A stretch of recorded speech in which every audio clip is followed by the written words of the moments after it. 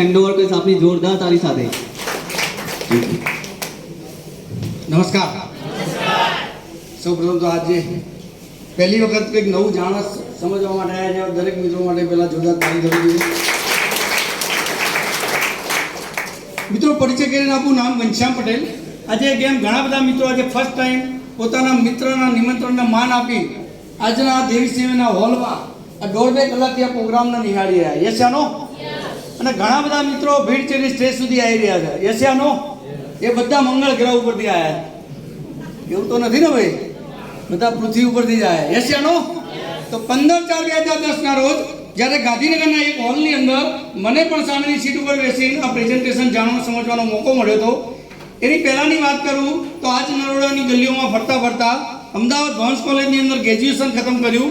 Graduation ખતમ કર્યા પછી જ્યારે ગાંધીનગર એક કર્મ અર્થે જ્યારે ગયા ત્યારે ખબર પડી કેટલા વિયો હતા. યશાનો કારણ કે માર્કેટમાં આજે 5-25-50 હજાર કમાવા આસાન છે નહીં. 1994માં ગ્રેજ્યુએશન ખતમ કર્યા પછી પણ પ્રશ્નો એટલા જ હતા અને આજે પણ 2024ની સાલમાં પણ એટલા પ્રશ્નો ઊભા જ છે. યશાનો કારણ કે સરકારો આજે પણ વિપક્ષો શેના ઉપર ચૂંટણી લડે?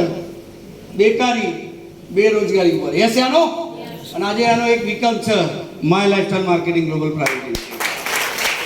એ દિવસે એક વસ્તુની ખબર પડી કે જેટલા પણ મિત્રો આવે છે એ અલગ અલગ સમાજના અલગ એજ્યુકેશનના આ દરેક મિત્રો કરી શકતા હોય તો તું પણ કરી શકે. એક વિશ્વાસ સાથે, એક ભરોસા સાથે, એક ટાર્ગેટ સાથે, એક લક્ષ્ય સાથે ની શરૂઆત કરવી હતી.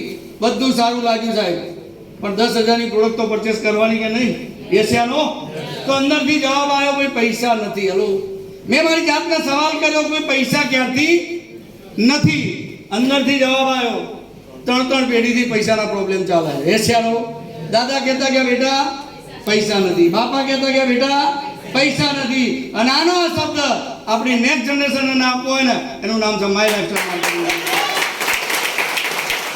એવું એક બાપ એટલા માટે કહી શકાય છે કે 15/4/2010 ના રોજ એક નિર્ણય લીધો હતો, 3% વ્યાજે લઈને પૈસા લાવ્યા હતા અને એટલા માટે પૈસાની વેલ્યુ પણ હતી. લાઈફમાં જે વસ્તુની ઉણપ હોય ને સાહેબ એની વેલ્યુ પણ હોય. એશિયાનો પૈસા નતા એટલે એની વેલ્યુની ઉણપ હતી અને ઉણપ હતી એટલે વેલ્યુ પણ હતી અને પૈસા નતા એટલા માટે લાગી રહ્યા. હલો એશિયાનો કે પૈસા કમાવા છો કે નહીં સાહેબ?